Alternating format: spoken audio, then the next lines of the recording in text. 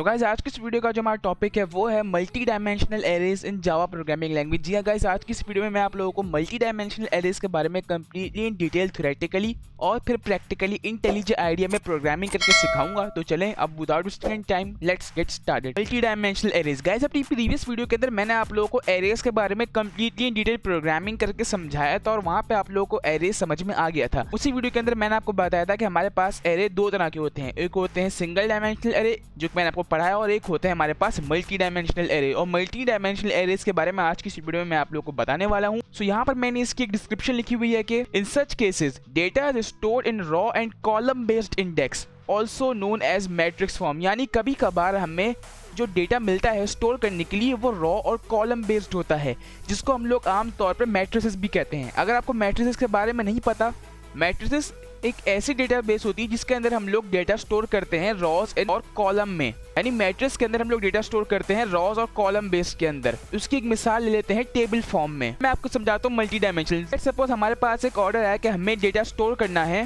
Student के marks का data store करना है कि कितने सब्जेक्ट में से उसने कितने कितने मार्क्स लिए, उसकी कितनी परसेंटेज बनी और ओवरऑल उसकी कितनी परसेंटेज बनी। यानी यहाँ पर हम लोग सिलेक्ट करेंगे स्टूडेंट के सब्जेक्ट्स, यहाँ पे होंगे उसके मार्क्स और यहाँ पे होगी उसकी टोटल परसेंटेज और यहाँ पे होंगे स्टूडेंट के नाम, जैसे कि ये है स्टूडेंट 1, स्टूडेंट 2, स्टूडेंट 3। तो इस तरह से हमारे पास कितनी रॉज और कितने कॉलम है? हमारे पास 3 रॉज हैं और 3 कॉलम है। सो इसी तरह से कुछ जब भी कोई इस तरह का डेटा हमारे पास स्टोर होने के लिए आता है तो उसके लिए हम लोग यूज करते हैं हमेशा मल्टी डायमेंशनल एरे का। मल्टी डायमेंशनल एरे आपको एक और एग्जांपल से समझाता हूँ। लेट्स सपोज हमने एक एरे इंडेक्स सपोज किया। हमारे पास एरे इंडेक्स है जिसके अंदर हमने एक बॉक्स बनाया है। इसके अंदर हमारे पास ये है एक एरे, ये हमारे पास एक एरे इंडेक्स है। हमने एक एरे इंडेक्स सपोज किया एक ये ए हमारे पास एरे इंडेक्स है। अब एरे इंडेक्स के एलिमेंट 0, 1, 2, 3। अब मैं 0 से स्टार्ट इसलिए कर रहा हूँ क्योंकि मैंने आपको बताया हमेशा जावा प्रोग्रामिंग के अंदर हमारा जो एरे इंडेक्स स्टार्ट होता है वो 0 से स्टार्ट होता है। सो इसीलिए ये 0 इंडेक्स है, ये 1, 2 और 3।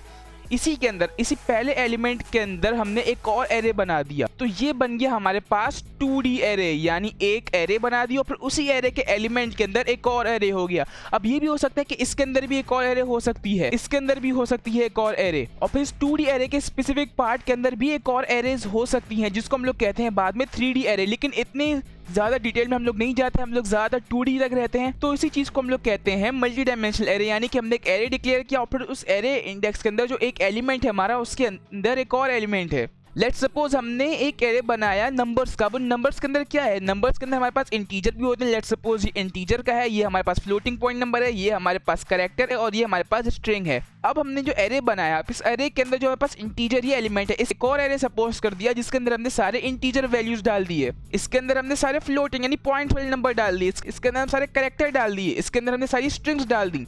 सो इसी चीज को हम लोग कहते हैं 2D एरे। आई होप आपको समझ में आया होगा। कभी भी हम लोग एक एरे के अंदर एक और एरे बना दें सो उसको हम लोग कहते हैं multi dimensional arrays. Multi dimensional means यानी एक से ज्यादा। दोबारा रिपीट करता हूँ अपनी लाइन को। कभी भी हम लोगों ने एक एरे बनाया और फिर उस एरे के अंदर हमने एक और एरे स्टोर कर दिया, यानी उस एरे के अंदर एक और एरे बना दिया, तो वो बन जाएगा हमारे पास 2D एरे। और फिर इस तरह से इंक्रीज होकर बढ़ता जाता है। यानी कि अगर हमने दूसरे एरे के अंदर एक और एरे बना दिया तो 3D हो जाएगा, अगर इसके अंदर एक और बना दिया तो ये 4D हो जाएगा और इस तरह से सो ऑन ये चलता रहता है। सो ये होता है हमारे पास 2D array. So I hope समझ में आया होगा आपको। अब हम लोग बात कर लेते हैं इसके सिंटैक्स की। Syntax of 2 dimensional array guys, ये होता है हमारे पास 2 डायमेंशनल एरे का सिंटैक्स। अब सिंगल एरे का क्या इंडेक्स होता है वो मैंने आपको बताया है। वो होता है कुछ इस तरह से, हम लोग पहले अपनी डेटा टाइप डिक्लेयर करते हैं, उसके बाद हम लोग बनाते हैं एक स्क्वायर ब्रैकेट, उसके अंदर हम यहाँ पे लिखते हैं अपनी एरे का नाम। लेट्स सपोज मैं लिखता हूँ माई और फिर इज इक्वल टू डाल के हम लोग लिखते हैं न्यू, फिर दोबारा से अपना वेरिएबल लिखते हैं और फिर यहाँ पे लिख देते हैं अपने नंबर्स का एरे बनाया। Let's suppose 4। तो ये तो हो गया हमारे पास सिंगल डायमेंशनल एरेज के लिए। अगर हमें मल्टी डायमेंशनल एरेज चाहिए तो उसके लिए हम लोग ये वाला सिंटैक्स लिखेंगे। उसके लिए हमें 2 स्क्वायर ब्रैकेट बनाने पड़ेंगे, ये बताने के लिए कि हम लोग 2D एरे बना रहे हैं। और जब भी हम लोग 2D एरे बनाएंगे उसमें हम लोग डेटा स्टोर करेंगे रॉज में और कॉलम में। रॉज हमारे पास हॉरिजॉन्टल होती हैं और जो वर्टिकल होते हैं उसको हम लोग कहते हैं कॉलम। तो उसके लिए सबसे पहले हम लोग यहाँ पर इनिशियलाइजेशन और डिक्लेरेशन करते हैं प्रिंट करवाने से पहले। तो हमने यहाँ पर इनिशियलाइज किया कि सबसे पहले डेटा टाइप डिक्लेयर करनी पड़ती है। लेट्स सपोज हमने डेटा टाइप डिक्लेयर करी इंट, उसके बाद हमने बनाया 2 स्क्वायर ब्रैकेट, ये बताने के लिए कि ये एक 2D एरे है। उसके बाद हमने एरे का नाम दिया, लेट्स सपोज मैंने ARR जस्ट रैंडम से नेम दिया है, आप यहाँ पे कुछ भी नेम दे सकते हैं। उसके बाद इज इक्वल टू करके हम लोग अपना न्यू ऑब्जेक्ट बनाते हैं, न्यू लिखते हैं, उसके बाद दोबारा अपनी डेटा टाइप लिखते हैं और फिर डेटा टाइप के बाद हम लोग लिखते हैं अपने रॉज और कॉलम की तादाद, यानी हम लोग एरे का साइज डिक्लेयर करते हैं, यानी हम लोग 2D एरे का साइज डिक्लेयर करते हैं, बताते हैं कि इसके अंदर कितनी रॉज और कितनी कॉलम है। फर्स्ट वाला रॉज के लिए होता है, सेकंड वाला हमारे पास कॉलम के लिए होता है। तो इस तरह से हम लोग करते हैं, यहाँ पर इनिशियलाइज कर लेते हैं। उसके बाद बारी आती है डिक्लेरेशन की। अब ये थोड़ा इंपॉर्टेंट है गाइस, अभी थोड़ी देर पहले मैंने आपको बताया था कि हमारे पास जो एरे इंडेक्स स्टार्ट होता है वो 0 से होता है। तो इसके लिए हम लोग पहले बनाते हैं यहाँ पर 3 कॉलम, 1 2 3, 3 रॉज 1 2 3, और उसके बाद बनाते हैं हम लोग 3 कॉलम। तो ये हमारे पास 3 रॉज और 3 कॉलम बन गया। अब इसके लिए सबसे पहले हम लोगों को डिक्लेयर करना पड़ता है पहले ऑब्जेक्ट के लिए। ये हमारे पास हो गई 0 कॉलम, ये हमारे पास हो गया फर्स्ट कॉलम और ये हमारे पास हो गया सेकंड कॉलम। अब इसी तरह से ये हमारे पास हो गई 0th रॉ, ये हो गई हमारे पास फर्स्ट रॉ और ये हो गई हमारे पास सेकंड रॉ। तो इस तरह से यहाँ पर होगा हमारा first object, then second, third, 4th 5 6th 7th 8th और 9th। तो इस तरह से हम लोगों को एक एक करके सीक्वेंस वाइज डिक्लेयर करना पड़ता है। अब यहाँ पर मुझे कुछ डेटा स्टोर करना है, तो उसकी लोकेशन क्या है, हम लोग लोकेशन वाइज डेटा को स्टोर करते हैं। लोकेशन क्या है हमारे पास ये 0th रॉ है और 0th कॉलम है। तो उस एरे का नाम लिखेंगे, उसके बाद बताएंगे भाई जो 0th रॉ और 0 कॉलम पे जो हमारे पास एलिमेंट मौजूद है, जो एरे इंडेक्स मौजूद है, उसके अंदर 1 वैल्यू डाल दो। और से सुनिएगा ये बात, हम लोगों को लोकेशन बताकर उसके अंदर वैल्यूज डिक्लेयर करनी पड़ती हैं 2D एरे के अंदर। हम लोगों ने देखा कि भाई ये लोकेशन है हमारे पास, लोकेशन का एड्रेस क्या है, इसका है 0th रॉस और 0th कॉलम। तो इसके लिए हमने ये डिक्लेयर किया। उसके बाद जो सेकंड है, सेकंड का क्या है, इसके लिए लोकेशन क्या है, इसकी लोकेशन है भाई 0 रॉ और फर्स्ट कॉलम। तो उसके लिए ARR 0 रॉ फर्स्ट कॉलम और इसके अंदर हम लोग वैल्यू रखेंगे 2। तो इस तरह से यहाँ पर 1 2 3 होते होते यहाँ पर हम लोग एंड तक पहुंचेंगे। और एंड में क्या है, एंड में हमारे पास है सेकंड रॉ और सेकंड कॉलम। इसके लिए इसमें हम लोग वैल्यू स्टोर करेंगे 9, सो यहाँ पर वैल्यू 9 आ जाएगी। सो गाइस इस तरह से हम लोग डिक्लेयर करते हैं एरे को। आई होप आप लोगों को समझ में आया होगा इसका सिंटेक्स क्या होता है। अगर आपको अभी भी थोड़ी बहुत प्रॉब्लम है तो अभी आप फिक्र ना करें, अभी हम थोड़ी देर बाद इंटेलिजेंट आइडिया में जाकर प्रोग्रामिंग करेंगे और वहां जाकर आप लोगों को समझ में आ जाएगा। गाइस अपनी प्रीवियस वीडियो के अंदर मैंने आपको बताया था कि हमारे पास एरे को डिक्लेयर करने के 2 तरीके होते हैं। अब पहला तो हो गया ये तरीका जो कि थोड़ा लॉन्ग है। अब इसके बाद हमारे पास एक दूसरा तरीका होता है जो थोड़ा शॉर्ट है, वो मैं आपको सिखाता हूँ। वो तरीका ये कि सबसे पहले हम लोग लिखते हैं इंट, अपनी डेटा टाइप डिक्लेयर करते हैं। उसके बाद डिक्लेयर करते हैं हम लोग अपनी एरे का नाम, लेट्स सपोज मैं करता हूँ ARR। उसके बाद हम लोग बनाते हैं 2 स्क्वायर ब्रैकेट बताने के लिए कि ये हमारे पास एक 2D एरे है। और फिर इज इक्वल टू करके हम लोग कर्ली ब्रैकेट के अंदर लिखते हैं अपनी वैल्यूज। एक बड़ा कर्ली ब्रैकेट बनाते हैं और फिर उसके अंदर हम लोग बनाते हैं एक स्मॉल कर्ली ब्रैकेट और फिर उसके अंदर लिखते हैं हम लोग अपनी वैल्यू। लेट्स सपोज हम लोग लिखते हैं यहाँ पर 1। मैं वही वैल्यू सपोज करता हूँ जो मैंने यहाँ पे किया है, लेकिन अभी जो मैं सपोज करूंगा वो 2 रॉस और 2 कॉलम सपोज करूंगा। इसमें तो मैंने 3 रॉस और 3 कॉलम सपोज किए थे, लेकिन ये जो मैं बना रहा हूँ इसमें मैं 2 रॉस और 2 कॉलम सपोज करूंगा। और इसके लिए मैं आपको दिखाता हूँ, हम लोग बनाते हैं बड़ा कर्ली ब्रैकेट और उसके अंदर लोकेशन वाइज हम लोग यहाँ पे सेट करते हैं। लेट्स सपोज मैं चाहता हूँ कि जो 0th रॉ 0 कॉलम है, मैं यहाँ पे नया बना लेता हूँ, यहाँ पे 2 रॉस और 2 कॉलम। अब यहाँ पे मैंने बोला जो मेरे पास सबसे पहला है यानी 0 रॉ और 0 कॉलम, यानी ये जो मेरे पास लोकेशन है इससे मेरे पास 1 ऐड हुआ, तो मैंने 1 लिख दिया। उसके बाद दूसरी सेकंड 0th रॉ और फर्स्ट कॉलम के लिए मैं यहाँ पे लिख दूंगा 2। और फिर उसके बाद एक कॉलम हमारे पास कंप्लीट हो गया। उसके बाद हम इसको क्लोज करेंगे, कर्ली ब्रैकेट को देन लगाएंगे कॉमा, एक और कर्ली ब्रैकेट ओपन करेंगे और फिर इसके अंदर लिखेंगे हम लोग वैल्यू फर्स्ट रॉ के लिए। फर्स्ट रॉ के लिए क्या, ये तो हमारे पास हो गया था 0th रॉ के लिए। अब हम लोग करेंगे फर्स्ट रॉ के लिए। फर्स्ट रॉ के लिए मैं यहाँ पे करना चाहता हूँ लेट्स सपोज 4, तो मैंने लिख दिया यहाँ पर इस लोकेशन के एड्रेस 4। हम लोग जो यहाँ पर वैल्यूज लिखते हैं वो ऑटोमेटिकली हमारे लोकेशन में सीक्वेंस वाइज ऐड होती रहती है। ये होता है 0 raw first column, 0 raw second column और ये फर्स्ट रॉ 0 कॉलम। और अब जो हम सपोज करेंगे वो होगा फर्स्ट रॉ और फर्स्ट कॉलम। तो उसके लिए जो यहाँ पर वैल्यू आएगी हमारे पास इस लोकेशन पर फर्स्ट रॉ और फर्स्ट कॉलम में, वो होगी हमारे पास लेट्स सपोज 6। तो इस तरह से यहाँ से कर्ली ब्रैकेट को क्लोज करेंगे स्मॉल और फिर जो हमारे पास बड़ा कर्ली ब्रैकेट है इसको एंड में क्लोज करेंगे और यहाँ पे लगा देंगे हम लोग एंड में सेमीकोलन। आई एम सॉरी अगर थोड़ा बहुत डर्टी हो रहा है तो जगह थोड़ी कम दी। तो इसका मतलब क्या हुआ, इसका मतलब यह है कि हमारे पास 2 तरीके हैं एरे को स्टोर करने के। एक हमारे पास ये तरीका है, एक हमारे पास ये तरीका है। ज्यादा प्रेफर करूंगा तो इसको यूज करें, लेकिन कभी कभार हमें इन दोनों का यूज हो जाता है। हम लोगों को अलग अलग रॉज और कॉलम को डिक्लेयर करके उनके अंदर वैल्यूज ऐड करनी पड़ती है और कभी कभार हमारा 1 लाइन ऑफ कोड भी काम चल जाता है। सो इसके लिए ये दोनों तरीके ही सही है। अब इस चीज को हम लोग प्रिंट कैसे करते हैं, इसको हम लोग प्रिंट करते हैं फॉर लूप की मदद से।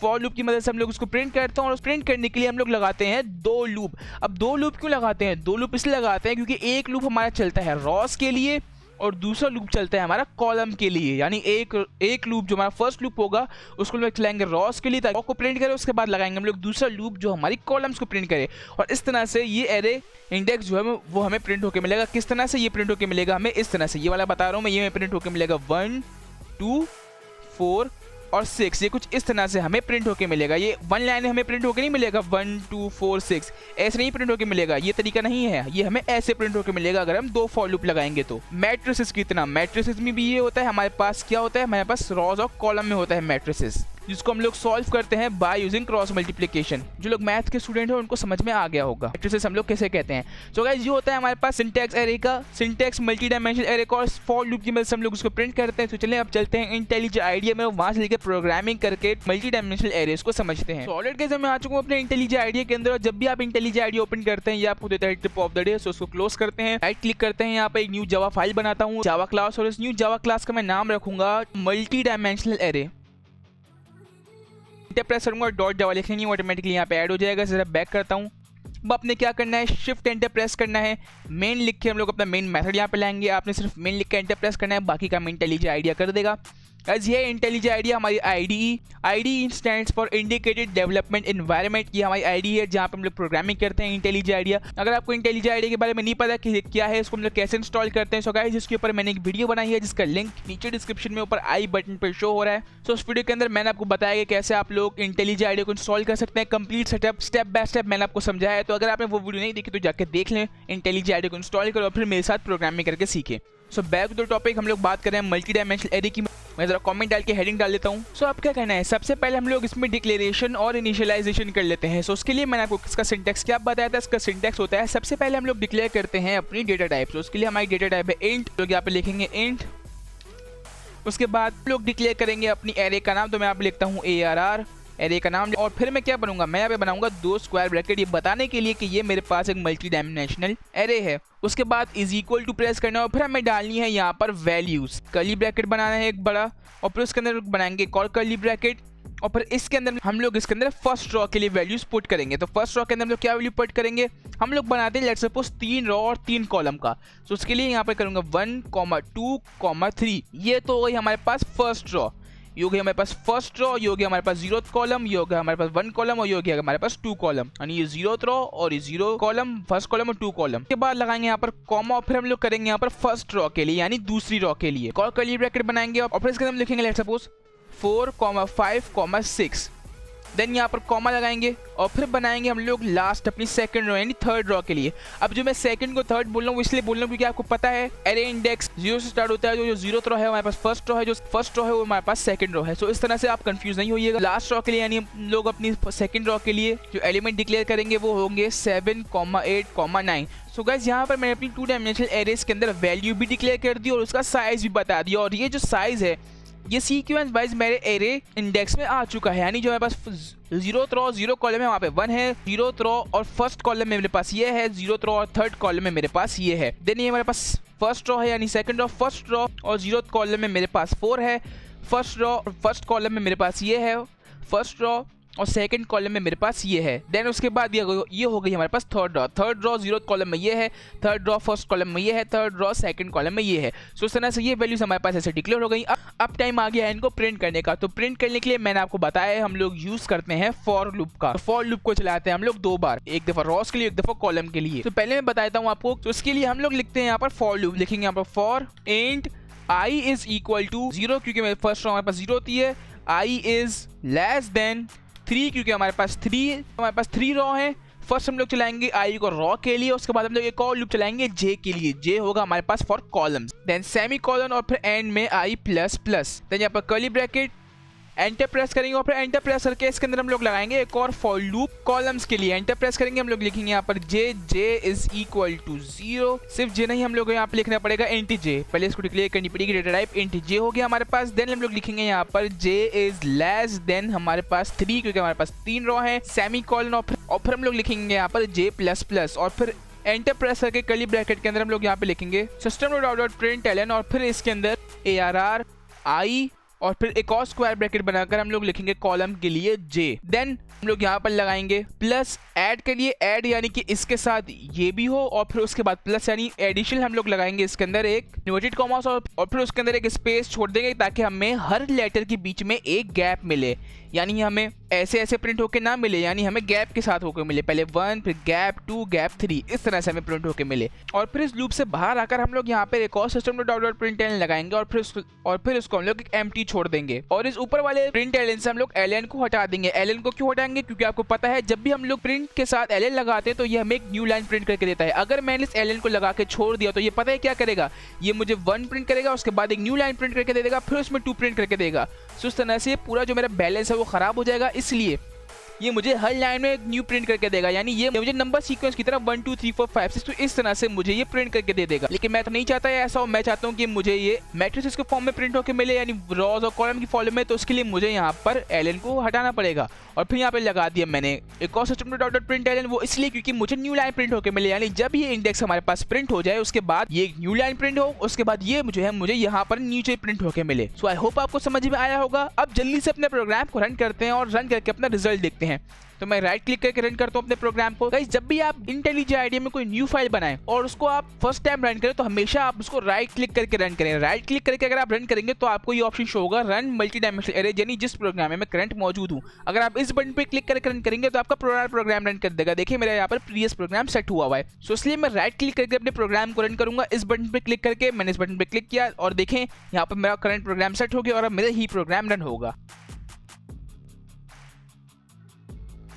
सो गाइस ये देखिए इसने मुझे एरे इंडेक्स प्रिंट करके दे दिया विद रॉस और कॉलम में। मैं थोड़ा बड़ा करके दिखाता हूँ आपको, ये देखें मुझे विद रॉस और कॉलम मैट्रिसेस की फॉर्म में मेरा आंसर मुझे प्रिंट करके दे दिया। सो गाइस यही होता है हमारे पास multi dimensional array. Multi dimensional array ही हमारे पास 2D एरे में, क्योंकि हमारे पास इसमें रॉस भी हैं और कॉलम भी हैं। सो गाइस ये होता है हमारे पास मल्टी डायमेंशनल एरे। इसकी तरह से हम लोग कुछ इस तरह के ऐसा डेटा जो हमारे पास रॉस और कॉलम में स्टोर होने के लिए आता है, सो उसके लिए हम लोग यूज करते हैं मल्टी डायमेंशनल एरे का। ये होता है हमारे पास multi dimensional array. I hope आपको समझ में आया होगा। बहुत ज्यादा डिफिकल्ट नहीं होता है, बहुत सिंपल होता है। आई होप आपको समझ में आया होगा। अब मैं आपसे कहूंगा अगर आपको नहीं समझ में आया तो आप ये वीडियो एक दफा दोबारा देख लें, तब आप लोगों को कंप्लीटली समझ में आ जाएगा कि हम लोग मल्टी डायमेंशनल एरे किसको कहते हैं। तो गाइस ये थी आज की वीडियो। आई होप आपको आज की वीडियो पसंद आई होगी। अगर पसंद आई हो तो इस वीडियो को लाइक लाजमी कीजिएगा। लेटर ऑन ऐसी जावा और प्रोग्रामिंग से रिलेटेड वीडियो से अपडेटेड रहने के लिए मेरे चैनल को सब्सक्राइब करके बेल नोटिफिकेशन को ऑल पे कर लें, ताकि मैं जब भी कोई नई वीडियो अपलोड करूं तो उसका लिंक आपके पास सबसे पहले पहुंचे। गाइस अगर आपको नहीं पता कि पूरा जावा कोर्स है जिसके अंदर मैं जावा प्रोग्रामिंग को स्टार्टिंग से लेकर एंड तक बिल्कुल सीक्वेंस वाइज पढ़ा रहा हूं, तो जी हां ये पूरा कोर्स है। इस कोर्स की मैंने एक प्लेलिस्ट बनाई है। सो गाइस ये है वो प्लेलिस्ट। इस प्लेलिस्ट के अंदर मैं जावा प्रोग्रामिंग को स्टार्टिंग से लेकर एंड तक बिल्कुल सीक्वेंस वाइज पढ़ा रहा हूं। मैं इस प्लेलिस्ट के अंदर डेली बेसिस पर वीडियोस अपलोड कर रहा हूं और ये वीडियो भी इसी प्लेलिस्ट का हिस्सा है। और हमारी 26 वीडियोस हो चुकी हैं